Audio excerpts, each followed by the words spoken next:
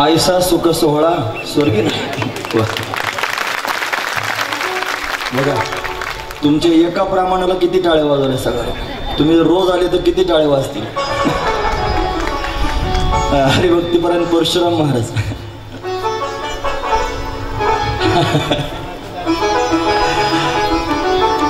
स्वर्गातले लोक सुद्धा पाहायला येत असतील नाही का सोहळा। विमानांची दाटी, पुष्पांचा वर्षा, स्वर्गाहून देव करीतात। म्हणूनच एवढा सुद्धा हे अलंकापूर आहे। इथे देवतांना पत्ता आधीच माहिती आहे। देवता याच्या आधी बराच वेळेला फुलं वर्षाव करण्याकरिता इथे आलेले आहेत। पण असा सोहळा अलंकापुरीशिवाय जगात कुठे होणार आहे? म्हणजे सामान्य पूर नाही, अलंकापूर। इथे सिद्धेश्वराची नगरी आहे। इथे माऊली महावैष्णव भगवान ज्ञानोबराय वास्तव्य करतात, विश्व माऊली। म्हणून तर हा सोहळा आपण या ठिकाणी पाहतो आहोत। देवाला यावंच लागतं महाराज सोहळा। म्हणून भगवान प्रत्यक्ष प्रगट झाला आणि सर्व भक्त अवतीभोवती उड्या मारू लागले, भगवंताचं चिंतन करू लागले। प्रल्हाद स्थालधारी तरलगी ततयाच्या उद्धव कांस्यधारी विनाधारी सुरर्षी देवर्षी नारद विना वाजू लागले। इंद्रदाटी मृदंग वाजू लागला, अर्जुन राग रागिनी गाऊ लागला, सनकाधिक संत जय जयकार करू लागले। दिव्य सोहळा झाला। तुम्हा सर्वांना भजनही आवडतं, तुम्हाला कथा पण आवडते, मी काय करावं? तुम्हाला असं वाटतं संकीर्तनच व्हावं सगळं, पण कथा राहून जाईल ना संकीर्तन ऐकायचं असतं। तुम्हाला सुट्टी आहे संकीर्तनाच्या काळात उभं राहायची, पण एवढी जास्त नाही। कथा ऐकायची, कथा जास्त महत्वाची आहे, हे लक्षात घेण्यासारखं आहे। चला भगवंताला यावं लागतं। नारदजी महाराजांनी भगवंताच्या समोर नमस्कार केला आणि नमस्कार करून बोलायला सुरुवात केली। देवा केवढा आनंद वाटला, आम्ही सगळे भक्त एकत्र आलेलो, तू स्वतः आलास, उभा राहिलास। मला असं वाटतं की आज जसा तू भक्तांच्या संगतीमध्ये आलास, उभा राहिलास, असं भविष्यात कधी तुझी कथा जिथे जिथे होईल त्या प्रत्येक ठिकाणी तू असंच प्रगट व्हावंस असं मला वाटतं। असं म्हटल्यावर भगवान प्रसन्न झाले आणि प्रसन्न होऊन वरदान दिलं नारदांना। नारदा ऐक, इथून पुढच्या काळामध्ये जेव्हा कधी माझी कथा माझे भक्त करतील तेव्हा मी कथेत उभाच राहीन, दिव्यत्व। म्हणून प्रत्येक कथेत भगवंताला उभा राहावं लागतं। आजही कथेमध्ये परमात्मा उभाच आहे। तुम्ही फक्त नाचत होतात असं काय, तोही नाचत होता, त्यालाही आनंद वाटतो महाराज। तो कोणत्या ना कोणत्या तरी रूपात दर्शन देऊन जातो, काहीतरी माध्यम करतो येतो महाराज। तो म्हणतो मी आहे इथेच, माझ्याकडे बघा। स्वतःला प्रकाशित करतो, स्वतःला प्रकाशित करतो, मी आहे बघा म्हणतो। महत्वाची गोष्ट आहे। आता त्याचं जर सांगितलं एखादा चमत्कार तर मग तुम्ही तो नाराज होईल। तो म्हणेल बघा आता तू सगळ्या लोकांच्या समोर सांगतो मी कसा आलो ते, मग परत त्याने नाराज झाला आणि परत नाही आला, मग काय करायचं म्हणून गुपचूप ठेवलेलं चांगलं. असा चमत्कार होतो महाराज. देव येतो, तो त्याची जाणीव करून देतो, मी आलो. महत्वाची गोष्ट आहे. म्हणून त्याला यावं लागतं. या कथेत परमात्मा उभाच आहे. नाहम वसामी वैकुंठे योगिनाम हृदयेन च मद्भक्ता यत्र गायन्ति तत्र तिष्ठामि नारद. हे नारदा, माझे भक्त जिथे गातात, माझ्या छंदात विभोर होऊन नाचतात, माझंच होऊन त्यांनी स्वतःला समर्पित करतात, मी त्यांच्या संगतीत नक्कीच उभा राहतो. माझे भक्त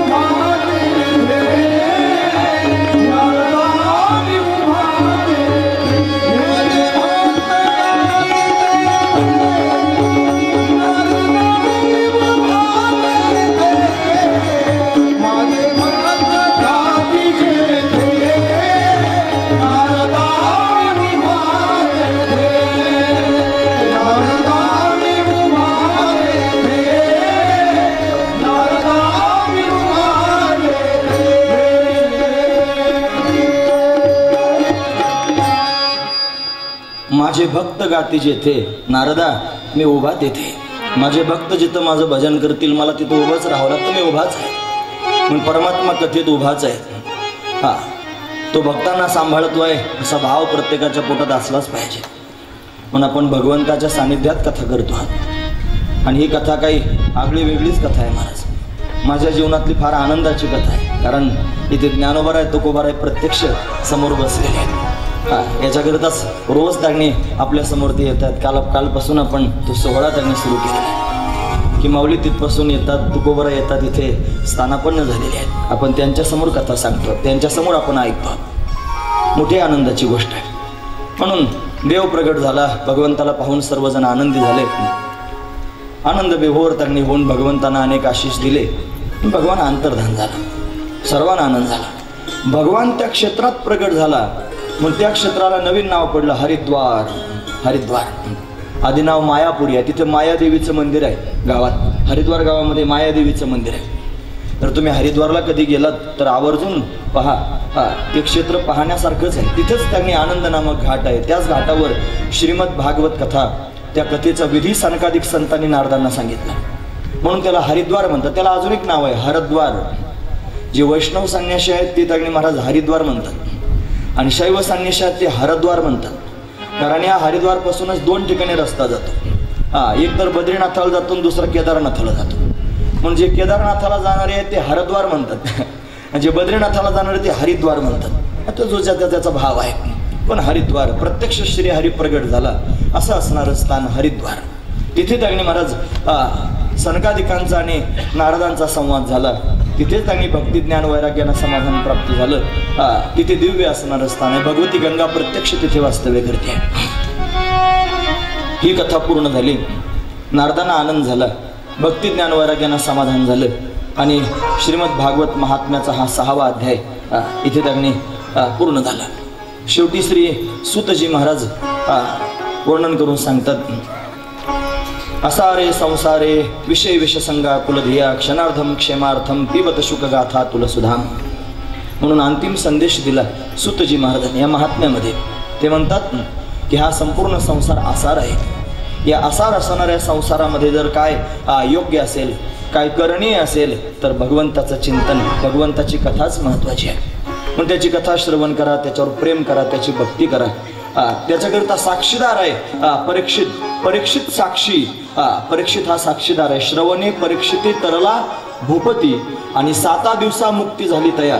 सूतजींनी सर्वांच्या समोर सांगितलं. पण अशी श्रेष्ठ असणारी कथा, अशी कथा श्रवण करून झाली. विधी तिचा ऐकला. प्रश्न विचारला होता की नारदजी महाराजांनी सनकादिकांकडून विधी का ऐकला आणि सनकादिकांनी नारदांना तो का सांगितला.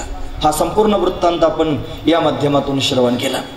भगवान निजधामाला गेल्यानंतर 30 वर्षांनी श्री शुकदेवांनी राजा परीक्षितीला ही कथा वर्णन करून सांगितली. 30 वर्षानंतर म्हणजे भगवान निजधामाला गेले त्याच दिवशी कली आला, पण 30 वर्षापर्यंत कलीला काहीच करता आलं नाही महाराज. कारण राजा तेवढा धर्मशील आहे, राजानं कली बांधूनच टाकला, त्याला अजिबात हालचाल करता आली नाही. 30 वर्षापर्यंत काहीच करता आलं नाही. त्याच्यानंतर राजाला शाप प्राप्त झाला, मग त्यांनी शुकाचार्यांचं आगमन झालं, मग कथा सांगितली 30 वर्षानंतर. आणि राजाचा उद्धार झाल्यानंतर 200 वर्षाचा कालावधी पूर्ण झाल्यानंतर पुढे कथा गोकर्ण महाराजांनी धुंदुकारीला सांगितली. आणि त्याच्यानंतर 30 वर्षांनी ही कथा परत तागणी महाराज इथे सनकादिकांनी नारदांना वर्णन करून सांगितले. असा या कथेचा विस्तार आहे. आणि तेव्हापासून ही कथा तागणी अविरतपणे वाहतेच आहे. अनेकांनी सांगितले, अनेकांनी ऐकले, हे सर्वांना कृतार्थ करणारे आहे अशी या कथेची शृंखला आहे. म्हणून एवढ्या कालानंतर पुन्हा कथा वर्णन. परीक्षिताला कथा सांगितली शुकाचार्याने, त्याच्यानंतर 200 वर्षांनी परत सांगितली आणि त्याच्यानंतर 30 वर्षांनी परत सांगितली. या कथेचा महिमा असा त्यांनी वाढत गेला आणि अनेक अज्ञानी जीवांना या कथेनं समाधान प्राप्त करून दिलं, अशी असणारी कथा आहे. इथे भागवत महात्म्य पूर्ण झालं. त्या भागवताचं चिंतन आपण त्यांनी मूळ भागवताचं चिंतन आता पाहणार आहोत. प्रथम स्कंधात पदार्पण करणार. याच्यामध्ये 12 स्कंद आहेत, याच्यामध्ये 335 अध्याय आहेत आणि 18,000 श्लोक आहेत. अशी असणारी ही संहिता श्रीमद भागवत संहिता. याला श्रीमद भागवत म्हणतात असं नाही, याला श्रीमद भागवत महापुराण असं म्हणतात. कारण पुराण आणि महापुराण याच्यात फरक आहे. जे पुराण असतं ते 5 लक्षणानं युक्त असतं आणि ज्याला महापुराण म्हणतात ते 10 लक्षणानं युक्त असतं, 10 लक्षणं असतं. म्हणून या श्रीमद भागवतामध्ये 10 लक्षणं असल्या कारणाने याला महापुराण म्हणतात. अत्र सर्ग विसर्गश्च स्थानम पोषण उतया मन्वंतरे ईशानु कथा निरोधो मुक्तिराश्रय. 10 लक्षणं सांगितली म्हणून हे महापुराण आहे. असं महापुराण आपण त्यांनी पाहतो आहोत. त्याच्यामध्ये असणारा प्रथम स्कंध, या पहिल्या स्कंदामध्ये 19 अध्याय आहेत. 19 याच्यामध्ये त्यांनी अधिकार स्कंध या रूपाने या स्कंदाला पाहिलं जातं. याला अजून एक नाव आहे महाराज, तत्वशुद्धी. तत्वशुद्धी तत्वशुद्धी पण म्हटलं जातं. परमार्थाचा अधिकारी जर व्हायचा असेल तर तत्वशुद्धीच झाली पाहिजे, महत्वाची गोष्ट आहे तत्वशुद्धी. मुक्त होणं, मुक्त होणं म्हणजे काय? मुक्त होणं म्हणजे जीवपणाच बाधित होणं, महत्वाची गोष्ट आहे. जीवपणा संपणं याचंच नाव आहे मुक्त होणं. मग केव्हा संपेल, कशानं संपेल जीवपणा? तो आला कसा हे आधी पाहिलं पाहिजे, तो कशा पद्धतीनं जडला हे पाहिलं पाहिजे. जीव जीव म्हणजे काय, जीवाची व्याख्या पाहिली पाहिजे. काय आहे जीवाची व्याख्या? बुद्धी, बुद्धीचं अधिष्ठान चैतन्य आणि त्या चैतन्याचा बुद्धीत पडलेला प्रकाश, या 3 गोष्टींना मिळून जीव असं म्हणतात. असा असणारा हा जीव आहे. ही जीवदशा तगणे आलेली आहे. त्याच्यातून मुक्त होण्याकरिता काय केलं पाहिजे? तत्वशुद्धी. तत्वशुद्धी. स्थूल देह आपण पाहतो हो, पंचकृत महाभूतांच्या 25 तत्वांपासून एकत्र झालेला हा स्थूल देह पाहायला मिळतो. पंचकृत पंचमहाभूतांच्या 25 तत्वांपासून झाला. आणि सूक्ष्मदेह, याच्या आतमध्ये असणारा सूक्ष्मदेह, तो सूक्ष्मदेह अपंचकृत पंचमहाभूतांच्या 19 तत्व मानतात, कुठे 17 मानतात, कुठे 16च मानतात, ज्याच्या त्याच्या मान्यतेवर आहे. म्हणून त्यांनी तत्व मानले जातात. पंचज्ञानेंद्रिय, पंचकर्मेंद्रिय, पंचप्राण किती झाले? 15. आणि मन, बुद्धी, चित्त आणि अहंकार किती झाले? 19. जर हे 4ही मानले तर 19 होतील. फक्त मन बुद्धी जर मानले तर 17 होतील आणि फक्त अंतकरण मानलं तर 16च होतील. म्हणून त्यांनी हे तत्व आहेत, जो जसे मानेल तसे मानेल. पण या प्रथम स्कंदामध्ये 19 अध्याय आहेत आणि याच्यात तत्वशुद्धी सांगितलेली आहे. 19 तत्व जणू काय मानलेले. म्हणजे या तत्वांची शुद्धी करणं म्हणजे त्यांनी अधिकारी होणं. परमार्थात अधिकार महत्वाचा असतो म्हणून याला अधिकार स्कंद म्हणतात. ज्याला त्यांनी परमात्म्याची प्राप्ती करून घ्यायची आहे त्यांना आधी अधिकारी झालं पाहिजे. अनाधिकाऱ्याला परमात्मा भेटत नसतो. अधिकार झाल्याशिवाय परमतत्वापर्यंत जाताच येत नाही. म्हणून अधिकारी, या श्रीमद भागवतामध्ये 3 प्रकारचे अधिकारी आहेत. एक उत्तम अधिकारी आहे, दुसरे मध्यम आहेत आणि तिसरे कनिष्ठ आहेत. सांगणारे आणि ऐकणारे दोन्ही पण अधिकारी असावे लागतात. सांगणारा अधिकारी असावा लागतो आणि ऐकणारा अधिकारी असावा लागतो. तेव्हा त्यांनी काहीतरी फलद्रूप होऊ शकते. महत्वाची गोष्ट आहे. जसं पेरणी जर करायची असेल तर दोन्ही गोष्टी महत्वाच्या आहेत. एक तर वापसा होणंही महत्वाचं आहे आणि चाड्याच्या मुखातून पेरणंही महत्वाचं आहे. चाडच पाहिजे, नाही तर वापसा झाला जर बी घेतलं झुगारून दिलं तर उगवतं महाराज, पण त्याला दाणे भरत नाहीत. कनेविन सोपटे असं माऊली वर्णन करून सांगतात. उगवतं, त्याला कणसं पण येतात पण दाणे भरत नाहीत, कारण फक्त फेकलं जातं. महत्वाची गोष्ट आहे. मग पेरायचं जर असेल तर चाड्याच्या मुखातून पेरलं पाहिजे. चाडं महत्वाचं आहे. म्हणजे गुरुमुखातून ऐकलं पाहिजे, अधिकाऱ्याच्या मुखातून ऐकलं पाहिजे, सांगणाराही अधिकारी असावा आणि ऐकणाऱ्याचा पण वापसा झालेला असावा. नाही तर बी चांगलं असून वायाला जातं. हा महत्वाचं आहे. खडकात पेरल्यावर कसं काय उगवेल, ढेकळात पेरलं तर कसं उगवेल. म्हणून त्यांनी पाऊस पडला पाहिजे, त्याची वाफ निघाली पाहिजे, मग त्यांनी पेरलं पाहिजे, वापसा झाला पाहिजे. वापसा झाल्यावर चांगलं त्यांनी पेरलं जातं आणि चांगलं उगवतं. म्हणून ऐकणाऱ्यांचा वापसा असावा आणि सांगणारा चाड्याच्या मुखातून सांगणारा असावा. मग दोन गोष्टी एकत्र झाल्या की फलद्रूप होत असते कथा. ही गरजेची महत्वाची गोष्ट आहे. म्हणून सांगणाराही अधिकारी आणि ऐकणारा पण अधिकारी असावा. तीन प्रकारचे अधिकारी आणि श्रोते आणि वक्ते आहेत. म्हणून उत्तम अधिकारी, मध्यम अधिकारी आणि कनिष्ठ अधिकारी. ज्या अर्थी तीन प्रकारचे सांगणारे ऐकणारे आहेत त्या अर्थी कथा सुद्धा तीन प्रकारची असली पाहिजे. ऐकतात तुम्ही सर्वजण? महत्वाचा मुद्दा आहे का? प्रथम स्कंधात आपल्याला आता पदार्पण करायचंच आहे.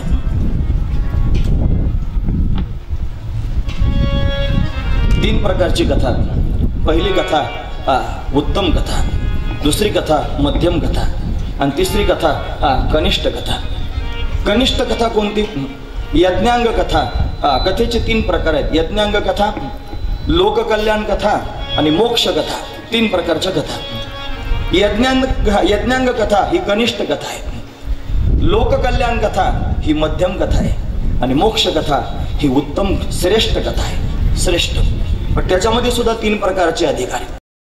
यज्ञांग कथा या शब्दाचा अर्थ आहे का? एखादा मोठा यज्ञ आयोजित करावा. इथे त्यांनी शौनकादिक ऋषी यज्ञ करतायत. 1000 वर्षाचा यज्ञ सुरू केला आणि या यज्ञामध्ये त्यांनी आहुत्या टाकतायत, सगळ्या गोष्टी करतायत. त्याच्यातून उरलेल्या वेळात काहीतरी करायचं म्हणून कथा ऐका म्हणून कथा सांगू लागले. यज्ञातून उरलेल्या वेळामध्ये केली जाणारी कथा याला म्हणायचं यज्ञांग कथा. काहीतरीच करीत बसायचं आणि गप्पा मारायच्या त्यापेक्षा कथा ऐकू म्हणून कथा केली जाते. ही यज्ञांग कथा कनिष्ठ आहे महाराज. दुसरी कथा लोककल्याण कथा. लोकांच्या हिताकरिता, लोकांच्या कल्याणाकरिता, लोकांना संस्कार देण्याकरिता केली जाणारी कथा याला लोककल्याण कथा म्हणायचं. आणि तिसरी कथा मोक्ष कथा. जिच्या श्रवणानं मोक्षच प्राप्त करण्याची अपेक्षा असावी, भगवत दर्शनाची अपेक्षा असावी, ती उत्तम कथा, मोक्ष कथा. तीन प्रकारच्या कथा. या कथेमध्ये तीन प्रकारचे अधिकारी सुद्धा आहेत महाराज. कनिष्ठ कथा, यज्ञांग कथा, त्याच्यात त्यांनी श्रोता आणि वक्ता दोघे जण आहेत. त्याच्यामध्ये वक्ता आहे श्री सूतजी महाराज आणि श्रोते आहेत शौनकादिक ऋषी. हे कनिष्ठ आहेत महाराज. कारण का? सूतजी महाराज पण कथा सांगतात आणि शौनकादिक पण ऐकतायत, पण फक्त वेळ घालवण्याकरिता. एवढा वेळ शिल्लक आहे काय करायचं म्हणून सांगायचं म्हणून लागले सांगायला आणि हे पण लागले ऐकायला. म्हणून दोघेही कनिष्ठच आहेत. त्याच्यापेक्षा श्रेष्ठ कथा मध्यम कथा, जी लोककल्याण कथा. तिच्यामध्ये दोघे जण श्रोते आणि वक्ते आहेत महाराज. ते पण मध्यम आहेत. ते श्री नारदजी महाराज आणि व्यासदेवजी महाराज. नारदजी महाराजांनी ही कथा 4 श्लोकामध्ये व्यासदेवांना सांगितली. मग व्यासाने तिचा विस्तार केला. असे दोघेही श्रोता वक्ता आहेत. नारदांच्या मुखातून व्यासदेवाने ऐकली कथा. ते गुह्य विधाता सांगे नारदासी आणि नारदे व्यासासी उपदेशिले असं आपण ऐकतो. म्हणून ते चतुश्लोकी भागवताचं ज्ञान ब्रह्मदेवानं नारदाला दिलं, नारदांनी त्यांनी महाराज व्यासदेवांना दिलं. म्हणून दोघे श्रोते वक्ते आहेत, पण दोघांच्या मनामध्ये लोककल्याणाची भावना आहे. नारदांनाही वाटतं जगाचं कल्याण व्हावं. नारम कल्याण दधाती ती नारदा. जगाचं कल्याण करणार आहेत त्यांना नारद म्हणायचं. आणि व्यासदेवाने सुद्धा एवढे ग्रंथ निर्माण केले. व्यासही अमूप ग्रंथ केले. कशाकरिता? लोकांचं कल्याण व्हावं म्हणून. दोघांच्याही पोटामध्ये लोककल्याणाची भावना आहे. म्हणून दोघे मध्यम आहेत महाराज. दोघांनाही मोक्षाची अपेक्षा नाही, लोकांचं हित व्हावं असं अपेक्षा म्हणून कथा करतात. म्हणून मध्यम अधिकारी झाले.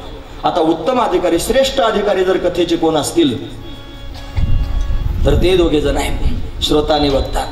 ते आहेत श्री शुकदेवजी महाराज आणि राजा परीक्षित यांना श्रेष्ठ अधिकारी म्हणा, उत्तम अधिकारी म्हणा. का बरं माहिती आहे? त्याचं कारण दोघांच्याही चित्ताचा विषय एक परमात्माच आहे. दुसरं काही चित्तात नाही महाराज. शुकाचार्यांना फक्त देवच प्रिय आहे आणि राजा परीक्षितीला सुद्धा देवच प्रिय आहे. देवाकरताच कथा, मोक्षाकरिता कथा, भगवत दर्शनाकरिता कथा म्हणून श्रेष्ठ आहे.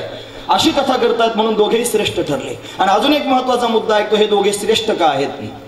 ऐका, या दोघांनाही भगवंताचं दर्शन आधीच झालेलं आहे. आणि कधी माहिती आहे? दोघांना पण आईच्या गर्भात असतानाच देवाचं दर्शन झालेलं आहे. जन्माला यायचं नंतर मग दर्शन घ्यायचं असं नाही, गर्भात असतानाच दर्शन झालं. शुकाचार्य 12 वर्ष आईच्या पोटात राहिले आणि बाई प्रसूत होत नाही म्हणून व्यासदेवांनी भगवंताची विनवणी केली. भगवान अंगुष्ठ प्रमाण होऊन तिच्या गर्भात गेला आणि गर्भात जाऊन म्हणू लागला, अरे मारतो की काय म्हणलं त्या बाईला, 12 वर्ष झाले ना, ये बाहेर. म्हणून देवानं आतमध्ये जाऊन सांगितलं की बाहेर ये. गर्भात असतानाच देवाचं दर्शन झालं शुकाचार्यात. पुढे तो प्रसंग आपण वेळ मिळाला तर विस्तारानं पाहू. गर्भात दर्शन झालं आणि राजा परीक्षिताला सुद्धा आईच्या गर्भात असतानाच देवाचं दर्शन झालं महाराज. उत्तरेच्या गर्भावर ब्रह्मास्त्राचा प्रयोग केला ना अश्वत्थाम्यानं, आणि त्यावेळेला तिच्या सर्वांगाचा दाह होऊ लागला. भगवंताकडे धावू लागली, पाही पाही महायोगीन देव देव जगतपते नान्यम तद्भयेत पश्येत यत्र मृत्यू परस्परम. देवा धाव. मग भगवंतानं अंगुष्ठ प्रमाण रूप धारण करून तिच्या श्वासातून तिच्या गर्भात प्रवेश केला आणि तिच्या गर्भाचं संरक्षण केलं. या परीक्षितानं भगवंताचं दर्शन आईच्या पोटात असतानाच केलं महाराज. मग दोघं एवढे श्रेष्ठ आहेत की देव स्वतः त्यांच्याकडे गेला. ते पण जन्माला येऊ दिले नाहीत, जन्माला यायच्या आधीच दर्शन दिलं. हे श्रेष्ठत्व आहे. म्हणून देवावर प्रेम करणारे आहेत महाराज, म्हणून श्रेष्ठ आहेत दोन्ही अधिकारी. म्हणून अधिकारी कळायला पाहिजे. उत्तम वक्ता उत्तम श्रोता दोघेही त्यांनी कळाले पाहिजे. उत्तम वक्ता कोण असावा? ज्याची वाणी आणि वर्तन एकच आहे तो उत्तम वक्ता. वाणी म्हणजे बोलणं आणि वर्तन म्हणजे वागणं. त्याचं बोलणं आणि वागणं एकच आहे. जसं बोलतो तसाच वागतो तो उत्तम वक्ता आहे. नाहीतर बोलणं एक आणि वागणं एक जर असेल तर त्याला उत्तम वक्ता म्हणू नये. ऐकणाऱ्या लोकांवर प्रभाव केव्हा पडेल? जेव्हा बोलणारा माणूस जसं बोलतो तसं वागून दाखवेल तेव्हा. नाहीतर तोच जर वागत नसेल तर तेच लोक म्हणतील तूच वागत नाही ना, आम्हाला सांगतो अमुक करा म्हणून उत्तम वक्ता तर तोच आहे. आणि उत्तम श्रोता जर कोण असेल तर त्याचंही वर्णन करून सांगितलं महाराज. उत्तम श्रोता कसा असावा? चांगला ऐकणारा, उत्तम ऐकणारा कसा असावा? ज्याची मातृशुद्धी, पितृशुद्धी, वंशशुद्धी, अन्नशुद्धी आणि आत्मशुद्धी झालेली आहे तो उत्तम श्रोता, चांगला श्रोता. ज्याची आई पवित्र आहे, ज्याचा बाप पवित्र आहे, ज्याचा वंश पवित्र आहे, ज्याचं अन्न पवित्र आहे आणि ज्याची आत्मशुद्धी झालेली आहे, जो स्वतः पवित्र झालेला आहे तो खरा उत्तम श्रोता होऊ शकतो. म्हणून त्याने मायबाप पवित्र असले पाहिजेत तर त्याने ऐकण्याची उर्मी तयार होते. तुम्ही ऐकतात ना सर्वजण, महत्वाची गोष्ट आहे. हे कोणालाही ऐकावं असं वाटत नाही. ज्याची मायबाप पवित्र आहे त्यांना ऐकावं वाटतंय. कोणी पण ऐकायला येत नाही महाराज. म्हणे तुम्ही म्हणाल आम्ही ऐकायला आलो मायबापाकडे कशाला ढकवतो? अहो तेच महत्वाचं आहे. कुळी कन्या पुत्र होती जे सात्विक तयाचा हरिक वाटे देवा. म्हणून मायबापाला धन्यता दिली साधू संतांनी आधी. धन्य त्याची माता, धन्य त्याचा पिता, असं मायबापाला आधी म्हटलं ना महाराज. म्हणून मायबाप धन्य आहेत. मातृशुद्धी, पितृशुद्धी, वंशशुद्धी ही पण महत्वाची आहे. अन्नशुद्धी, आपण काय खातो ते महत्वाचं आहे. कोणाच्या हातचं खातो हे महत्वाचं आहे महाराज. म्हणून कुठे खात जाऊ नये, कोणाच्याही हातचं खात जाऊ नये. त्यानं सुद्धा संसर्ग होतो आणि बुद्धी विकारी होऊ शकते. म्हणून फार शुद्ध राहिलं पाहिजे. आम्हाला सगळ्यात आधी जे महात्मे भेटले त्यांचं नाव आहे ब्रह्मलीन श्री लखनगिरीजी बाबा. जे त्यांनी जीवनभर त्यांना जोपर्यंत करता येत होतं तोपर्यंत स्वतःच्याच हातानं स्वयंपाक करून खात होते. मला दुसऱ्याचं चालतच नव्हतं, हात लावू देत नव्हते. स्वतःच स्वयंपाक करायचे, स्वतःच त्यांनी दुसऱ्याला जीव घालायचे. किती लोक येऊ द्या, सगळ्यांचा स्वयंपाक करायचे, सगळ्यांना खाऊ घालायचे. असा त्यांचा स्वभावच होता. मग अन्नशुद्धी असली पाहिजे आणि आत्मशुद्धी, स्वतः निर्मळ असलं पाहिजे. तो खरा श्रोता, तो खरा ऐकण्याचा अधिकारी. म्हणून अर्जुनासारखा श्रोता असावा जो त्यांनी अगस्ती सारखाच आहे. हा अगस्तीच दुसरा. म्हणून श्रीकृष्ण परमात्म्याची उक्ती समुद्रासारखी आहे आणि हा अर्जुन अगस्ती सारखा आहे जो त्यागली समुद्रच पिण्याकरिता तयार आहे. असा श्रोता असावा. उत्तम श्रोता आणि उत्तम वक्ता दोघांचे वर्णन आपण पाहिलं. म्हणून त्याने 3 प्रकारच्या कथा आणि 3 प्रकारचे अधिकारी हे आपण आधी पाहिले पाहिजेत. या उद्देशाने ते पाहिले आणि मग उत्तम अधिकाऱ्याला ह्या कथामृताचं पान करता येतं. ही कथा म्हणजे अमृतच आहे. कथामृत आणि अमृत याच्यातला फरक आपण पाहिलाय. हे कथामृत आहे.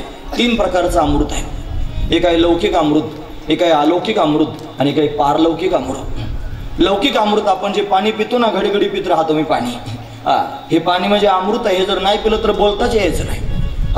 म्हणून अमृत आहे, त्याच्याशिवाय माणूस जिवंत राहू शकत नाही. पाणी पाणी पाणी करत राहतो माणूस. अमृत आहे, हे अमृत आहे लौकिकातलं अमृत. अलौकिक अमृत स्वर्गातलं अमृत, जे घेऊन आला होता इंद्र, ते स्वर्गातलं अमृत आहे. आणि त्याच्यापेक्षा श्रेष्ठ अमृत पारलौकिक अमृत जे कथामृत आहे ते अतिशय महत्वाचं आहे महाराज. हे 3 अमृत आहेत. पण एक अमृत अनित्य आहे. कधी त्यांनी दुष्काळ पडतो, कधी चांगला पाऊस पडतो, नित्य नाही. कधी टँकरनंच मागावं लागतं अमृत. मिळतच नाही महाराज, काय करायचं. दुष्काळ पडल्यावर पाणीच प्यायला मिळत नाही, अनित्य आहे. काही अमृत क्षणिक आहे. ते स्वर्गातलं अमृत जे आहे ना, ते काही क्षणापुरतंच आहे महाराज. ते काही सहज सर्वांना प्राप्त होत नाही. जेवढं त्यांनी मिळेल तेवढ्या पुरतंच ते शिल्लक राहतं. संपला त्याचा प्रभाव, ते परत खाली यावं लागतं. पण एक नित्य अमृत आहे जे त्यांनी महाराज सदैव प्रवाहित होतं, त्याचं नाव आहे कथामृत. ही कथा नित्य अमृत आहे. म्हणून उत्तम श्रोता आणि उत्तम वक्ता जर असेल तर कथामृताचं सेवन करता येतं. म्हणून कथामृताचं सेवन केलं पाहिजे. महत्वाची गोष्ट वर्णन करून सांगतात. म्हणून अशी असणारी कथा. या कथेमध्ये सगळ्यात आधी श्री व्यासदेवजी महाराज त्यांनी बोलत असताना मंगल करत आहेत. मंगल, कोणत्याही कार्याच्या आरंभी मंगल केलं पाहिजे महाराज. मंगल अतिशय महत्वाचं. मंगल म्हणजे काय? कोणतंही कार्य निर्विघ्नपणे पार पडण्याकरिता भगवंताची किंवा संतांची केलेली प्रार्थना, वंदना, त्याला म्हणायचं मंगल. 3 प्रकारचं मंगल. एक आहे वस्तुनिर्देश रूप मंगल, दुसरं आहे नमस्कारात्मक मंगल, आणि तिसरं आहे आशीर्वादात्मक मंगल. 3 प्रकारची मंगल. माऊली ज्ञानोबा यांचे 3 ग्रंथ प्रसिद्ध आहेत. जास्त प्रसिद्ध झालेले ग्रंथ आहेत महाराज. त्याच्यामध्ये पहिला ज्ञानेश्वरी, दुसरा ग्रंथ आहे अमृतानुभव, आणि तिसरा ग्रंथ आहे चांगदेव 65. समोर गुरुजींचं मंदिर आहे ना पलीकडे, तिथे 2ही ग्रंथांचं चिंतन चालू आहे. सकाळच्या सत्रामध्ये चांगदेव 65 चालू आहे, आणि संध्याकाळच्या सत्रामध्ये आदरणीय डॉक्टर महाराज अमृतानुभव सांगतात. म्हणजे 8 प्रकरणं आधी सांगून झालेले आहेत. 9वं प्रकरण आता सध्या सुरू आहे. त्याची वेळ त्यांनी 5 वाजल्यापासून 7 वाजेपर्यंत आहे. म्हणून इथला 6चं त्यांनी आवरल्यानंतर 1 तास जर ऐकायचं असेल तर ऐकू शकतो आपण. महत्वाची गोष्ट आहे. आपल्याकडे काय 2-3 दिवस आहेत, पण त्यांच्या मुखातून श्रवण करण्याकरिता हे कपाळ लागतं. म्हणून त्यांनी हे अतिशय महत्वाचं आहे. असू द्या. म्हणून अमृतानुभव 3 ग्रंथांमध्ये 3 प्रकारचं मंगल माऊली ज्ञानोबा यांनी केलं. ज्ञानेश्वरी सांगितली साधकांकरता, हे काल परवा आपण ऐकले. अमृतानुभव सांगितला जीवनमुक्तांकरता, आणि चांगदेव 65 सांगितली योग्यांकरता.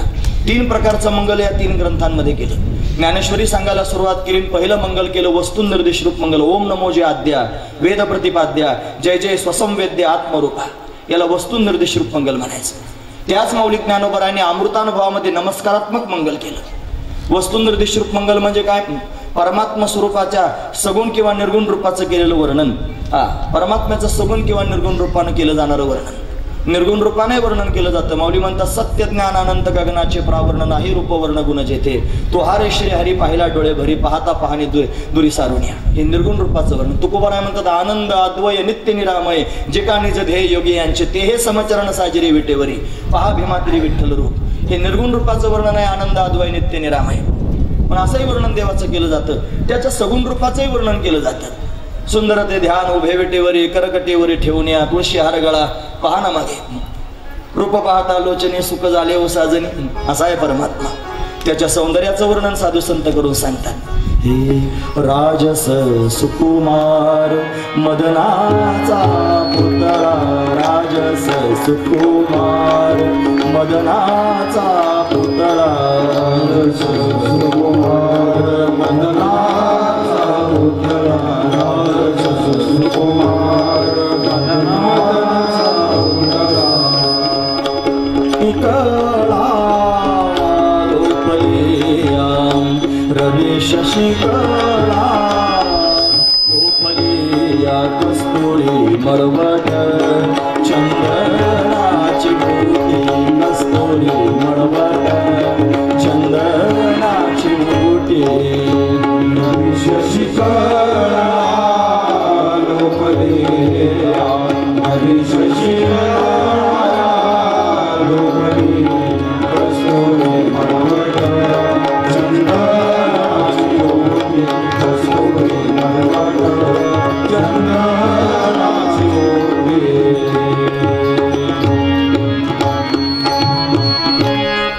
राजस सुकुमार मदनाचा पुतळा, राजस सुकुमार मदनाचा पुतळा, रवी शशिकळा लोपलिया, रवी शशिकळा लोपलिया कस्तुरी मळवट, चंदनाची मोठी कस्तुरी मळवट,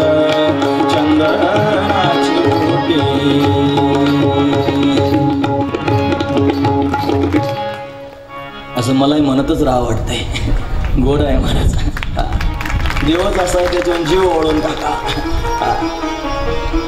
फार सुंदर आहे. मस्तक परमलया गिरी चंदन केशर तिलक लगाया मोर मुकुट कानो मे कुंडल इत्र बहुत बरसाया. एवढा गोड आहे महाराज. असं म्हणता म्हणताच कधी डोळे भरून येतात कळत नाही महाराज. त्याचं वर्णन करता करता हृदय भरून येतं आणि त्याचंच वर्णन करावं असं वाटतं. दुसरं काही बोलूच नाही असं वाटतं. हेच मंगल आहे महाराज. सकल मंगल निधी. सगळ्या मंगलांचा निधीच आहे परमात्मा. बाबांची प्रकृती काल बरी नव्हती म्हणून अगदी थोडंसं बोलले बाबा. नुसता अभंगच घेतला फक्त, बाकी काही सांगितलं नाही. थोडंसं बोलून बाबा थांबले, पण अभंग गोड घेतला होता. सकळ मंगळ निधी श्री विठ्ठलाचे नाम आधी. म्हणून सगळ्या मंगलांचं निधान असणारा परमात्मा, त्याचं त्यांनी वर्णन केलं जातं. सगुण रूपाचं वर्णन आणि त्याच्या निर्गुण रूपाचं वर्णन. म्हणून वस्तू निर्देश रूप मंगल त्याला म्हणावं. माऊलींनी वस्तू निर्देश रूप मंगल केलं ज्ञानेश्वरीमध्ये. ओम नमो जे आद्या. तेच माऊली त्यांनी नमस्कारात्मक मंगल करतात. नमस्कारात्मक मंगल म्हणजे काय? आपलं कार्य निर्विघ्नपणे पार पाडण्याकरिता साधू संतांना केलेला नमस्कार, श्रेष्ठांना केलेला नमस्कार. माऊली अमृतानुभवामध्ये नमस्कार करतात. यदक्षरमनाख्ययम आनंदम मजमव्ययम श्रीमन्निवृत्तीनाथेति ख्यातम दैवतम महाश्रय. म्हणून निवृत्तीनाथांना नमस्कार करतायत. असं असणारं श्रीगुरूंची वंदना करणारं मंगल अमृतानुभवात. तेच माऊली ज्ञानोबराय चांगदेव 65 मध्ये मंगल करतायत. ते आशीर्वादात्मक मंगल आहे. आशीर्वाद दिला चांगदेव महाराजांना. तुम्ही ऐकतात ना सर्वजण. चांगदेव महाराज 1400 वर्षांचे होते आणि ज्ञानोबराय 16 वर्षांचे. आणि त्या ज्ञानोबरायाने आशीर्वाद दिला चांगदेव महाराजांना. स्वस्ति श्री वटेशू जो लपोनी जगदा भासू दावी मग ग्रासू प्रगटला करे. आशीर्वाद त्यांनी कसं काय दिला असेल? वयोवृद्ध तर ते आहेत, पण फक्त वयोवृद्धच आपल्याला माहिती आहेत. 6 प्रकारचे वृद्ध असतात.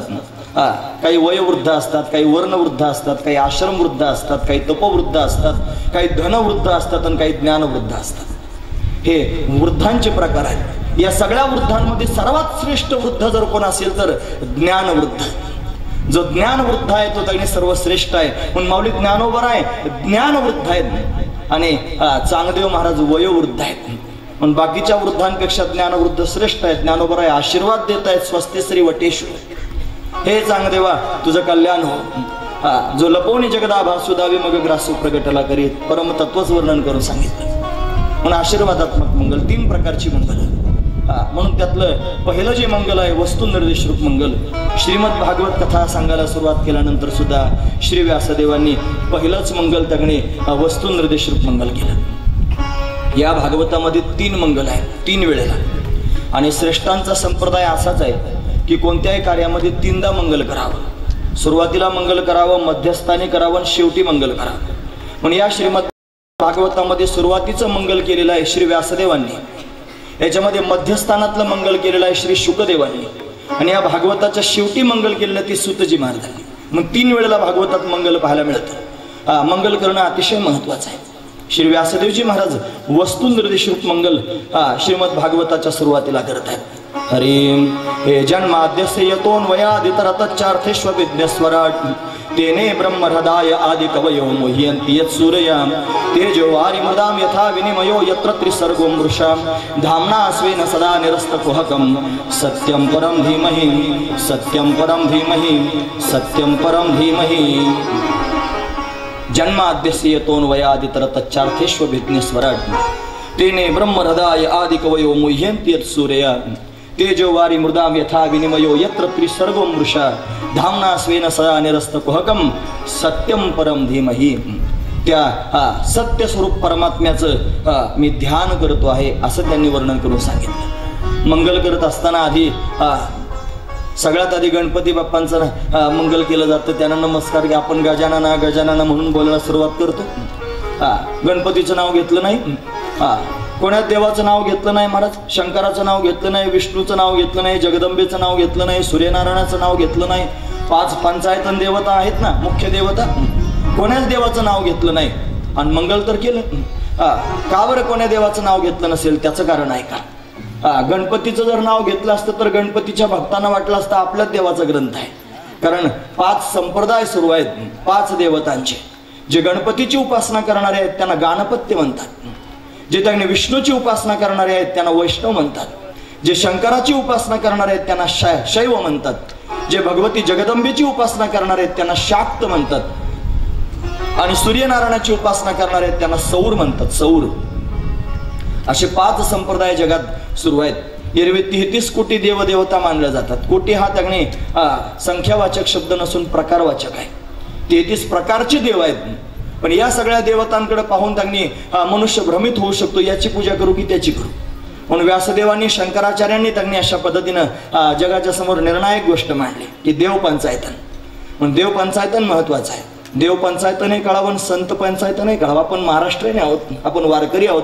वारकरी संतांचा आपल्यासमोर विचार असला पाहिजे. संत पंचायतन म्हणून 5 संत वारकऱ्यांच्या डोळ्यासमोर प्रधान आहेत महाराज. विशेष कार्य त्यांचं आहे.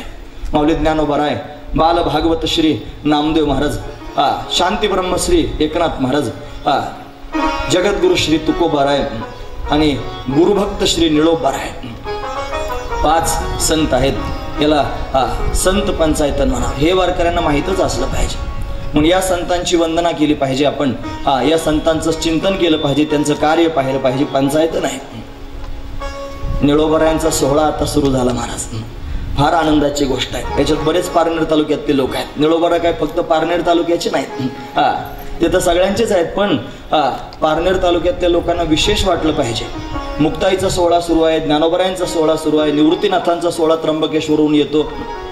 मग निळोबरायांचा सोहळा का जाऊ नये म्हणून त्यांनी अट्टहास सगळ्या लोकांनी केला. निळोबरायांचा सोहळा सुरू झाला. मोठी गोष्ट आहे. सोहळा त्यांनी सुरू झाला. अनेक दिंडीतले वारकरी माझ्या समोर दिसत आहेत. निळोबरायांच्या सोहळ्यामध्ये 1 नंबरच्या दिंडीत दिंडी चालक आहेत महाराज, कथा ऐकायला येऊन बसलेले आहेत. निळोबरायांचं कार्य मोठं श्रेष्ठ आहे. म्हणून त्यांनी आपल्याला देव दाखवला. आपण त्यांचे उपकार मानले पाहिजे. संत पंचायतन, देव पंचायतन. 5 प्रकारचे देव आहेत. एकाही देवाचं नाव नाही घेतलं.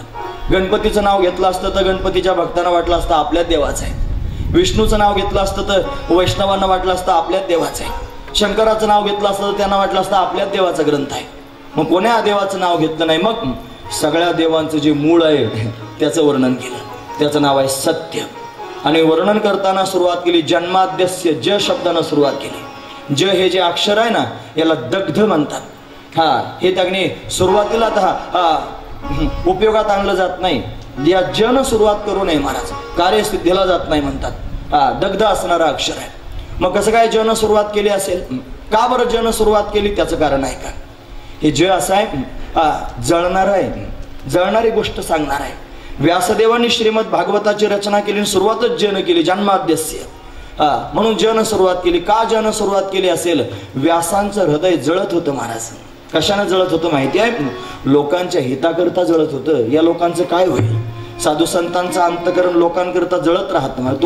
तुकोबाराय म्हणतात, हरिहरा नाही बोट भरवाती, कोण यांची गती होईल नेणं. एकादशी व्रत सोमवार न करीती, कोण त्यांची गती न होईल नेणं. महत्वाची गोष्ट आहे. अरे जे देवाला वातही लावित नाहीत कधी, त्यांची काय गती होईल? जे एकादशीचं व्रत करीत नाहीत, सोमवार धरीत नाहीत, यांचं काय होईल पुढे? ही चिंता संतांची आहे. हृदय जळतं संतांचं जीवाच्या कल्याणाकरता. म्हणून व्यासदेवांचं हृदय जळत आहे. आणि म्हणून तर त्यांनी महाराज जन सुरुवात केली. अजून का जन सुरुवात केली त्याचं कारण आहे का? सगळं जग जळत आहे. संसार सगळा जळतो आहे. कामानं, क्रोधानं, लोभानं, मोहानं, षड विकाराने सर्व लोक दग्ध झालेले आहेत. आणि या जळणाऱ्या समाजाला त्यांनी शीतलता प्राप्त करून देण्याकरिता व्यासदेव प्रयत्नशील आहेत. म्हणून जन सुरुवात केली. हे ज त्यांनी महाराज अंतकरणातली व्याकुळता वर्णन करून सांगणार आहे. गोपिकांनी गीत गायलं ना, त्याची सुरुवात सुद्धा जनच आहे. हे जयति तेधिकं जन्मना व्रज श्रयत इंदिरा शश्वदत्तहे दैत दृश्यता दिक्षुतावका स्त्रीधृता सबं स्थाम विचिन्वते. जन सुरुवात केली. का बरं गोपिकांनी जन सुरुवात केली असेल? गोपिकांचं हृदय जळत होतं भगवंताच्या विरहानं. हा त्यातला भाव आहे. म्हणून परमात्म्याचं वर्णन करण्याकरिता व्यासदेवांनी सुरुवात केली आणि जन सुरुवात केली. जन्माद्यस्य येतोन वयादित राहता. अन्वय व्यतिरेकानं जर पाहण्याचा प्रयत्न केला तर जो परमात्मा त्यांनी सर्व जगतामध्ये व्याप्त आहेत आणि सर्व जगतामध्ये व्याप्त असून सुद्धा जो त्यांनी या सगळ्या जगाहून वेगळा आहे, असा ज्याचा स्वभाव आहे, तो परम त्यांनी तत्व, सत्य तत्व असणारा परमात्मा आहे. म्हणून त्याचं वर्णन आहे. त्या परमात्मा स्वरूपावरच संपूर्ण जग त्यांनी दिसतंय. जसं मृगजळ त्यांनी महाराज उखर भूमीवरती प्रखर सूर्यकिरणांचा स्पर्श झाल्यानंतर त्याच्यावर झळ्या दिसतात आणि ते पाणी रूपानं प्रतीतीला येतं, तसं ज्या परमात्मा स्वरूपावर हे जगत प्रतीतीला येत आहे ते परमतत्व सत्य आहे. त्याचं वर्णन करून सांगतात. जन्माद्यस्य येतोन वयादितरत चार्थेष्वभिज्ञस्वराट तेने ब्रह्म हृदय आदि कवयो मोह्यंती यत् सूर्या तेजोवारी मृदाम यथा विनिमयो यत्र त्रिसर्गो मृषा. त्रिसर्ग म्हणजे सृष्टी, तिचं पालन आणि तिचा संहार, हे 3 सर्ग आहेत. हे जिथे होतात आणि ते परमतत्व आहे आणि ते परमतत्व सत्य आहे. अशा सत्य परमतत्वाचं मी ध्यान करतो. सत्यम परम धीमहि. ध्यान केलं पाहिजे. ध्यान महत्वाचंच आहे महाराज. गीता वर्णन करून सांगते, श्रेयो हि ज्ञानमभ्यासाज ज्ञानात ध्यान विशिष्यते. म्हणून ज्ञान प्राप्त करून घेणं तर महत्वाचंच आहे, पण फक्त ज्ञान प्राप्त करून थांबायचं नाही, त्याचं ध्यान केलं पाहिजे. ध्यान म्हणून ध्यान आणि ध्यानानंतर पुढची प्रक्रिया सांगितली. श्रेयो हि ज्ञानम अभ्यासात ज्ञानात ध्यान विशिष्यते. ध्यानात कर्म फल त्याग त्यागात शांतीर निरंतर. त्यागात शांतीर नंतर. म्हणून तेथून पुढे शांत स्थितीपर्यंत जाता येईल असं नाही. म्हणून ध्यान महत्वाचं आहे. म्हणून सत्य तत्वाला जाणावं. कसं ते तत्व आहे संपूर्ण जगताचं अधिष्ठान आहे, ज्याच्यावर त्रिसर्ग प्रतीतीला येतात. अन्वय व्यतिरेकानं ज्याला पाहिलं जातं असं असणारं जे तत्व आहे आणि ते सत्य तत्व आहे आणि त्या सत्य तत्वाचं मी ध्यान करतो आहे असं त्यांनी महाराज वर्णन करून सांगतात. म्हणजे त्या सत्य तत्वाची वंदना श्री व्यासदेवांनी केली. वंदन केलं महाराज. वंदन महत्वाचं आहे. कोणत्याही कार्याच्या आरंभी वंदन करत जावा, नमस्कार करत जावा, प्रणाम करत जावा. वंदनामध्ये, नमस्कारामध्ये, प्रणामामध्ये काही वेगवेगळे भाव आहेत महाराज. ध्यान करणं, जसं ध्यान करतायत तसं त्यांनी वंदनही केलं जातं. वंदन कशाकरता केलं जातं? वफादारी दाखवण्याकरता. अखंडानंद महाराजांची कथा ऐकली आम्ही. त्याच्यात त्यांनी फार एका शब्दाची तोडफोड करून वर्णन केले महाराज. फार गोड आहे. वंदन वफादारी. मी वफादार आहे, इमानदार आहे हे सांगण्याकरिता वंदन केलं पाहिजे. भगवंताच्या समोर वंदना करावी. देवा, तुम्हाला जेवायला घालतोस, मला जिवंत ठेवलंय, माझा श्वास चालू आहे, मला डोळे दिलेले आहेत, हात पाय कान दिलेले आहेत, मला सांभाळतोयस, तुला वंदन करतो. वफादारी. लोक इमानदार राहिले नाही महाराज. ज्यानं दिलंय त्याच्यावरच फिरतात. ते म्हणतात देव नावाची गोष्टच नाही. अरे देव झालाच नाही असं म्हणणारे लागू झाले आता. महत्वाची गोष्ट आहे. देवच झाला नाही म्हणतात. कसं काय म्हणत असतील देव जाणे. असू द्या. म्हणून त्याने वफादार असलं पाहिजे माणसानं. वंदन, नमस्कार. नमस्कार करणं कशाकरिता? नमक हलाली दाखवण्याकरिता. नमक हराम वेगळा आणि नमक हलाल वेगळा. नमक हलाल म्हणजे काय? खाल्लेल्या मिठाला जागणारा तो नमक हलाल आहे आणि खाल्लेल्या मिठाला न जागणारा नमक हराम आहे. म्हणून त्याने देवाचा आपण खातो आहोत म्हणून देवाला नमस्कार केला पाहिजे महाराज. नमक हलाली आपल्या पोटात असावी. आपण देवाच्या समोर वंदन केलं पाहिजे. कोणत्याही कार्याच्या आरंभी त्यांनी नमस्कार करावा, वंदन करावं, हे गरजेचंच आहे. प्रणाम करत जावा परमात्म्याच्या समोर.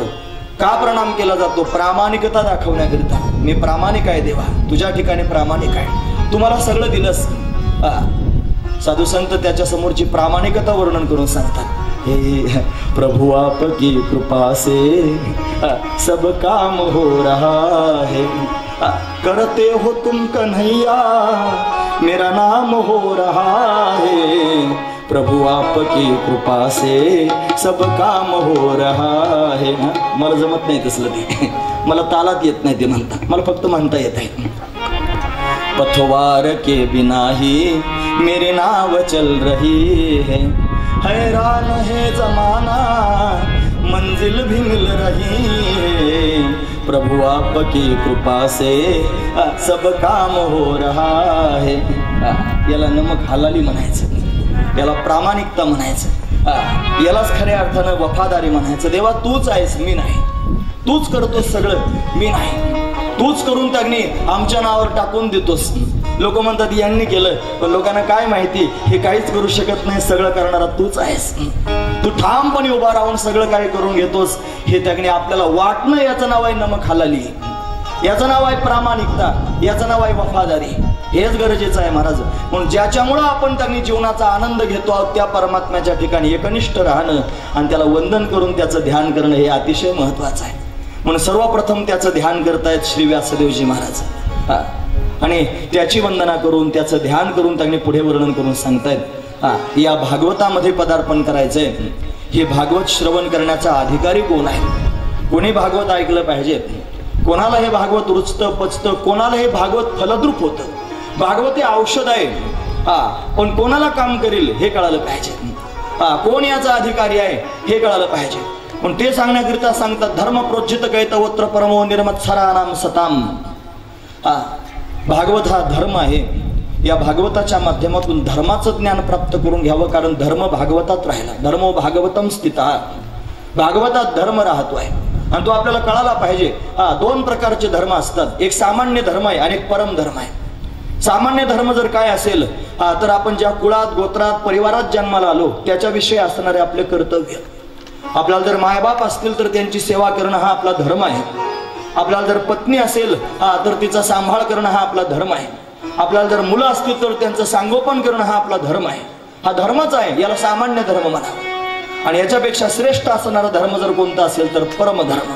हा धर्म सांगणारा हे भागवत आहे. या भागवताच्या माध्यमातून परमधर्मापर्यंत जाता येतं. भगवंताची प्राप्ती करून घेणे हे परमधर्माचं लक्षण आहे. म्हणून कसं प्राप्त करून घ्यावं, कोणाला प्राप्त होईल धर्म, त्याचं उत्तर सांगितलं महाराज. निर्मत्सराणाम सताम.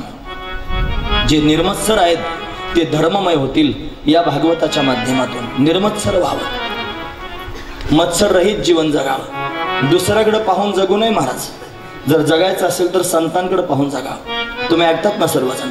गुरुजी म्हणायचे, गुरुजी म्हणजे वैकुंठवासी रंगनाथ महाराज परभणीकर. वेळ मिळाला तर समोर मंदिरात जा, त्यांचं मंदिरच आहे समोर, दर्शन घेऊन या. गुरुजी म्हणायचे संसारी माणसानं खाली पाहत जावं आणि पारमार्थिक माणसानं वर पाहत जावं. आता वर पाहणं आणि खाली पाहणं म्हणजे काय? संसारिकानं खाली पाहायचं आणि पारमार्थिकानं वर पाहायचं. जर बिघाड झाला तर काय करायचं? म्हणजे तुम्ही काय गोष्ट सांगतात का खाली पाहायचं आणि वर पाहायचं? जरा उलगडा करून सांगतो, लक्षपूर्वक ऐका. संसारिक माणसानं जर वर पाहिलं तर त्याला त्याच्यापेक्षा श्रीमंत लोक दिसतात. तो म्हणतो मी पत्र्याच्या खोलीत राहतोय, माझ्या शेजारचा स्लॅब टाकून मस्त राहतोय आरामामध्ये. तो वर पाहायला मिळेल, तो आपल्यापेक्षा श्रीमंत आहे. मी सायकलवर प्रवास करतोय, त्याच्याकडे मोटरसायकल आहे. मोटरसायकलवाला म्हणेल मी मोटरसायकल आहे, त्याच्याकडे 4 चाकाची गाडी आहे, तो किती श्रीमंत आहे. वर पाहिलं की संसारी माणसाला हे श्रीमंत लोक दिसतील आणि संसाराच्या पोटामध्ये भावना निर्माण होईल की मला तसं व्हायचंय. मग त्याच्याकडे पाहून जगायला सुरुवात करेल. काहीच हाताला येणार नाही, कारण जेवढे जेवढे त्यांनी असं करणार आहेत ते सगळेच मेले. काही कोणाचं शिल्लक राहिलं नाही, नाव गाव काही शिल्लक राहिलं नाही. तुम्ही ऐकतात ना सर्वजण. काही लोक वडिलोपार्जित शेती करणारे आहेत. शेतात जर जाऊन उभे राहिले ना तर छातीला 3-3 वेळेला हात लावून सांगतात महाराज इथपासून तिथपर्यंत सगळं माझंच आहे. त्या मातीत उभं राहून म्हणतात. ज्यावेळेला तो तसं सांगतो त्यावेळेला ती माती हसते. ती जमीनच हसायला लागते. तिला विचारलं कोणीतरी का हसतेस? ती म्हणली हा जसा सांगतोय आणि इथपासून तिथपर्यंत माझंच आहे. याच्यासारखे सांगणारे बरेच माझ्यावर उभं राहून सांगत होते, पण कोणीच राहिलं नाही. सगळे माझ्यातच गडप झाले. महत्वाची गोष्ट आहे, सगळे मातीत गेले महाराज. म्हणून किती छातीला हात लावून जन्मभर आपण सांगत राहिलो, काय हाताला येणार नाही. शेवटी मातीशिवाय पर्याय नाही. मातीच होणार आहे सगळ्या गोष्टींची. म्हणून सावध झालं पाहिजे. संसारिकानं वर पाहू नये, खाली पाहावं. जर संसारिकानं खाली पाहिलं तर त्याला आपल्यापेक्षा दुःख सहन करणारे लोक दिसतील. कधीतरी तुम्ही या उन्हाळ्याच्या दिवसात गाडीत प्रवास करा आणि रस्त्याची कामं सुरू असतील तर बघा ऊन लागतंय. साधं ऊन आपल्याला सहन होत नाही. आपण मंडपात बसलो तरी उष्णता आपल्याला सहन होत नाही. आणि एवढ्या उन्हात त्या ठिकाणी महाराज छोट्या छोट्या लेकरांना बरोबर घेऊन लोक खडी फोडायचं काम करतायत, रस्त्याचे दगड फोडतायत. किती दुःखी आहे. देवाने एवढं दुःख आपल्याला जीवनात कधीच दिलं नाही महाराज, कधीच दिलं नाही. फार सुखात ठेवतोय, सगळं काय देतोय, खायला वेळच्या वेळेला देतोय, सगळं जीवन आनंदात आहेत महाराज. आणि तरी आपण त्याला विसरतो, त्याचं नाव घेत नाही. त्याचं आपण भामटे आहोत सगळे. आपण दुःखात त्याचं चिंतन करतो, सुखात करीत नाही. तुम्हाला महत्वाचा मुद्दा सांगतो. दुःखामध्ये भगवंताचं स्मरण करण्याचा अधिकार त्यालाच आहे जो सुखात सुद्धा भगवंताचं चिंतन करतो. म्हणून दुःखात भगवंताचं स्मरण सगळेच लोक करतात. अरे दुःख में सुमिरन सब करे, सुख में करे न कोय. जो सुख में सुमिरन करे तो दुःख काहे को होय. जो सुखातही भगवंताचं स्मरण करतो त्याला दुःख होणारच नाही. म्हणून त्यांनी दुःख आल्यानंतर भगवंताच्या समोर जाऊन शहाणपणा करायचं नाही. देवा फार दुःख आहे, वाचव. देव म्हणतो आला का आता, तुझ्यावर बारी आली म्हणून आलास होय. अंगाला आला ताप, देवा तू माझा बाप. अंगाचा गेला ताप, मी देवाच्या बापाचा बाप. अशी आपली अवस्था. देवाच्या आजी व्हायला पाहतात. सुख आल्यानंतर, अरे सुखात त्यांनी देवाला विसरून जाणारी सगळी माणसं आहेत, दुःखात देवाचं स्मरण करतात. म्हणून देव असा आहे जो आपल्याला सुखात ठेवतोय. आपलं जीवन जरा विचारपूस करून पहा, कसं देव आपल्याला ठेवतोय. देवाच्या दयेनं सगळ्या गोष्टी आपल्याला मिळतात. केवढे आपण सुखात आहोत. मग काय केलं पाहिजे, का सांगतोय कशाकरिता. देवानं जर सुख दिलं असेल तर इमानदारीनं त्याच्या समोर कबूल करा. देवा तू आहेस, तू देतोस, म्हणून सगळ्या गोष्टी त्यांनी प्राप्त होतात. म्हणून त्यांनी आपण सुखात आहोत. आपल्यापेक्षा दुःख भोगणारे लोक जगात फार आहेत महाराज. म्हणून संसारिकानं कधी वर पाहायचं नाही, खाली पाहायचं. आपल्यापेक्षा दुःखी लोक, दरिद्री लोक दिसतील आणि त्यांच्याकडे पाहून समाधान मानायचं. माझं बरं आहे, मी ठीक आहे, आनंदात आहे, यांच्यापेक्षा तरी मी चांगला आहे. पारमार्थिकानं मात्र खाली पाहायचं नाही. एखादा जर परमार्थ करायला लागला, भगवंताचं भजन करतोय, कीर्तन करतोय, सगळ्या गोष्टी करतोय, आणि तो जर खाली पाहायला लागला तर मग मात्र घोटाळा होण्याची दाट शक्यता आहे. कारण त्याच्यापेक्षा खाली जर त्यानं पारमार्थिक लोकांना पाहिलं तर बरेच लोक असे आहेत ज्यांच्या गळ्यात माळाच घातलेले नाहीत, जे कपाळाला कधी गंध लावत नाही, जे कधी मंदिरात जात नाही. हा स्वतःलाच म्हणतो त्यांच्यापेक्षा मी बरा, आणि तिथंच राहतो महाराज, त्याच्यापेक्षा वर तो ढकलतच नाही, तिथंच आहे खोळंबलेला. का खालच्या लोकांकडे पाहतो म्हणून, बिगर माळीचे आहेत त्यांच्यापेक्षा मी बरा आहे. म्हणजे हा माळी पुरताच राहिला. फक्त माळ घातल्यानं देव भेटत नाही महाराज. गैरसमज असेल, माळ घातल्यानं देव भेटतो असं वाटत असेल तर. आणि जर भेटत असतं तर खुटीला अडकून ठेवा, खुटीला जर भेटला तर भेटला. खुटीला अडकून ठेवली काय, गळ्यात घातली काय, काय फरक आहे. मग खुटीची माळ तशीच राहील आणि गळ्यातली पण तशीच राहील. साधना महत्वाची आहे. माळ घालणं तर निमित्त आहे. माळ का घालायची आहे, देवाला सांगायचं, देवा आतापर्यंत हे शरीर त्यांनी वापरलंय संसाराकरता, तू माझा स्वीकार करा म्हणून आलोय. माळ तुळशीची असावी, तुळस असावी. जसं त्यांनी आपण देवाला नैवेद्य दाखवतो, हा नैवेद्य दाखवत असताना आधी तयार केला जातो घरामध्ये, त्याचं नाव होतं शिरा. तो तयार होतो. मग देवाच्या समोर गेलं की त्याचं नाव येतं नैवेद्य, आणि देवापुढून बाजूला झालं की त्याचं नाव होतं प्रसाद. एकाचीच 3 नाव आहेत महाराज. आधी पक्वान्न होतं, नंतर नैवेद्य होतो तोच, आणि नंतर प्रसाद होतो. पण का होतो त्याचं कारण आहे का, आधी फक्त शिराचा असतो. त्याचा नैवेद्य केव्हा होईल, जेव्हा त्याच्यावर तुळशीचं एक पान ठेवलं जाईल, तेव्हा देव त्याचा स्वीकार करेल. मग तुळशी महत्वाची आहे. मग तुळशीचं पान जर त्याच्यावर ठेवलं की त्याचा नैवेद्य होतो, मग भगवान तो स्वीकारतो, आणि देवानं स्वीकारलं म्हणून त्याचा प्रसाद होतो. तसं आतापर्यंत हे शरीर आपण बायका पोरांना सांभाळण्याकरिता खर्च केलंय, कसं कसं वापरलंय आपल्यालाच माहिती. ज्याचं त्याला माहिती आहे ना महाराज, आपण आतापर्यंत कसे जगलो. असं जर देवाच्या समोर गेलो तर देव घेणार नाही. तुळशीला त्यानं वरदान दिलेलं आहे, जो तुझ्या माध्यमातून माझ्यापर्यंत येईल त्याचं मागचं काहीच चरित्र पाहणार नाही, त्याचा विचारच करणार नाही, तो त्याचा स्वीकार करीन. म्हणून तुळशीचं पान ठेवलं की देव काहीच म्हणत नाही, त्याचा स्वीकार करतो.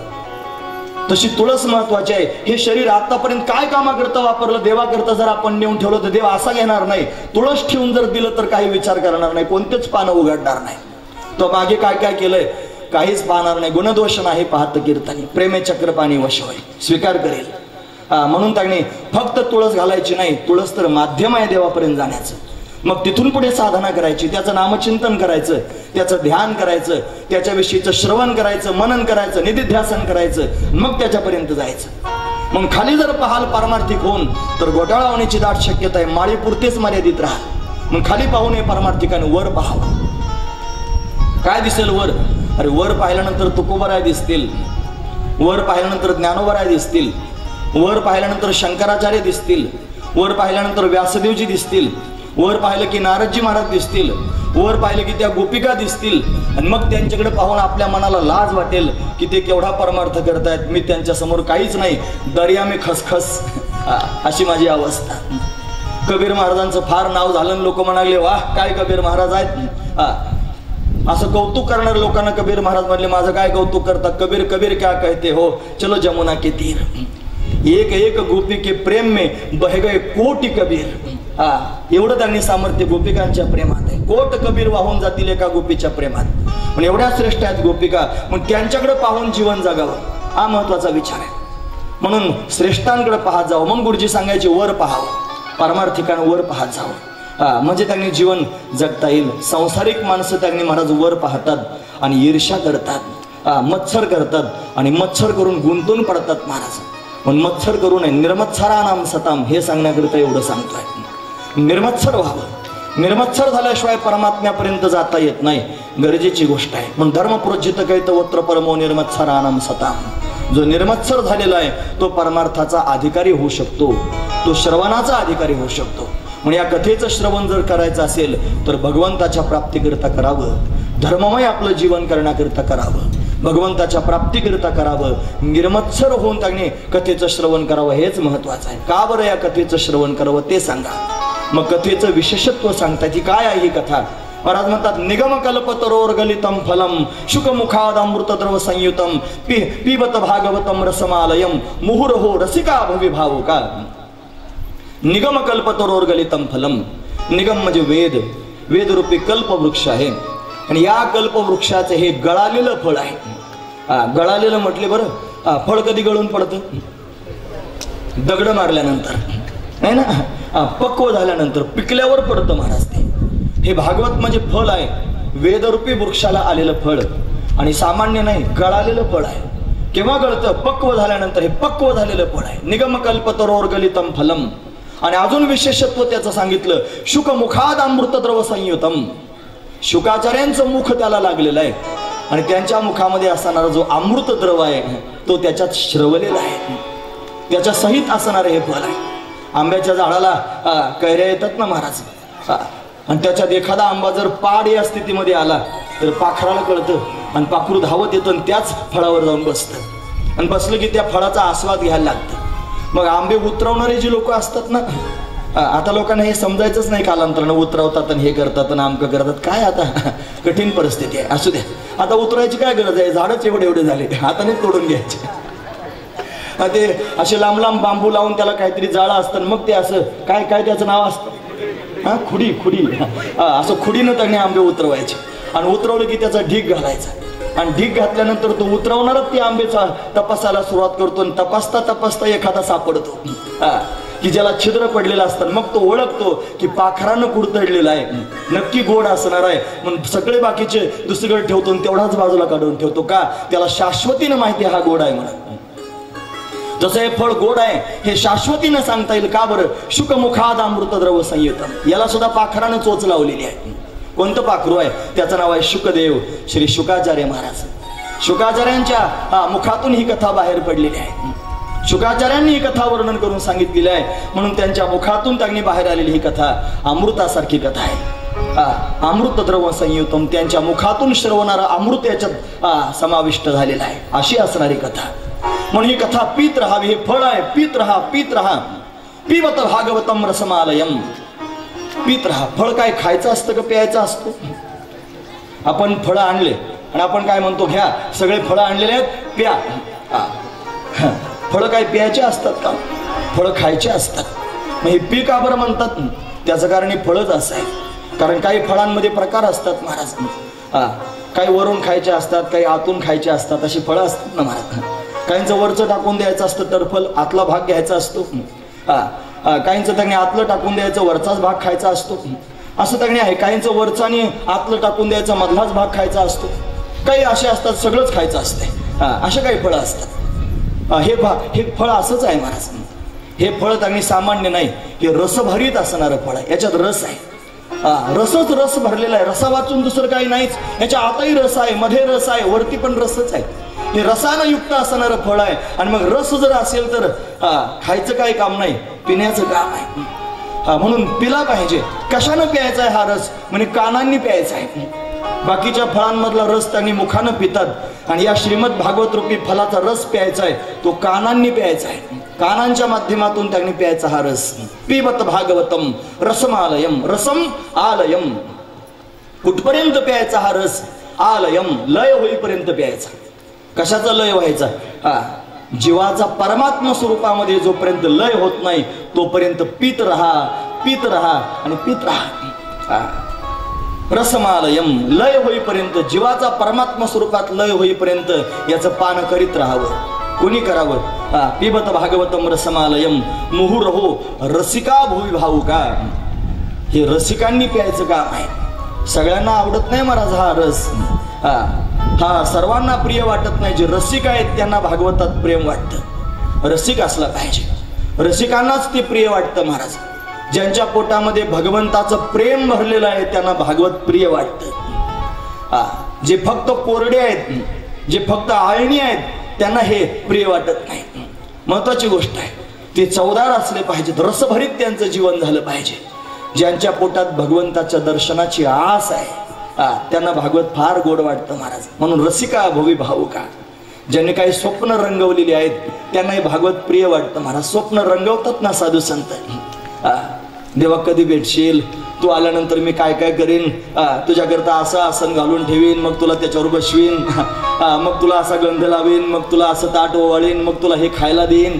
हे सगळे स्वप्न ज्यांनी ज्यांनी रंगवलेले आहेत ना, मग हे सगळं झाल्यानंतर तुझ्याबरोबर गप्पा मारीत शांतपणे एकांतात बसेन, मग पुसता सांगेन हेतगुज मात बैसून एकांत सुख गोष्टी. हे प्रेम ज्यांच्या पोटात भरलेलं आहे ते रसिक आहेत महाराज. त्यांच्या पोटात रती आहे. मग रतीशिवाय काही गोष्टी प्राप्त होत नाहीत. म्हणून त्यांनी भगवंताविषयीचं प्रेम पोटात आहे, ते याचे अधिकारी आहेत.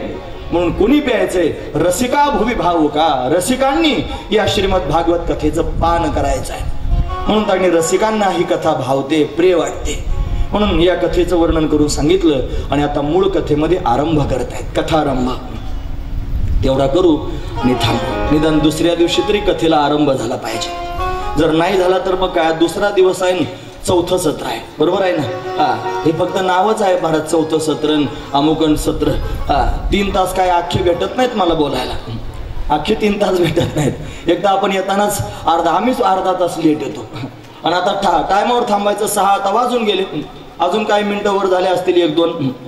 6 वाजून 4 मिनिटं झाले, म्हणजे आता थांबायची वेळ त्यांनी झालेलीच, थांबलोच आपण आता. महत्वाची गोष्ट आहे, सकाळी सुद्धा त्यांनी 9 वाजता सुरू व्हायला पाहिजे. थोडं कटाक्षाने नियम पाडू, 9ला म्हणजे 9लाच सुरू करू. आता पुढचं नाही सांगत. वेळच पाहिजे नाही का, वेळेतच सुरू करायचं. वेळच सुरू केलं की मग सगळ्यांना भरभरून ऐकायला मिळेल. वेळच सुरू करूया. आम्ही पण नियम पाळू, तुम्ही पण सगळे नियम पाळा. 9ला बरोबर आलं म्हणजे 12 वाजेपर्यंत कथा ऐकून सर्वांना आनंद मिळेल. 3ला बरोबर आलं म्हणजे 6 वाजेपर्यंत आपण थांबूया, कथेला आरंभ करून थांबूया. कथारंभ होतोय. विशेष प्रसंग वर्णन करून सांगितलं. हरी नैमिषे निमिष क्षेत्रे ऋषे शौनकादया सत्रम स्वर्गाय लोकाय सहस्र सममासता. श्रीमद भागवताची सुरुवात करत असताना श्री व्यासदेवाने आधी मंगल केलं. नंतर त्याने भागवतातला भाव सांगितला. काय मिळवायचंय? धर्म प्राप्त करायचा, धर्ममय जीवन करायचंय. काय आहे भागवत म्हणे? निगमकल्पतरोर गलितम फलम. हा महिमा भागवताचा सांगितला. आणि मग सांगू लागले कशी कथा श्रवण करायची, कुठून या कथेला आरंभ झाला. म्हणे एकदा नैमिषारण्य क्षेत्रामध्ये महात्म्य श्रवण करताना नैमिषारण्य आपण ऐकलंय, मग परत ते सांगण्याची आवश्यकता नाही. नैमिषारण्य ही भूमी पण आहे आणि साधकाची भूमिका पण आहे. पण असं असणारं नैमिषारण्य, या नैमिषारण्यामध्ये शौनकादिक ऋषीमुनी एकत्र आले. 88,000 ऋग्वेदी ब्राह्मण.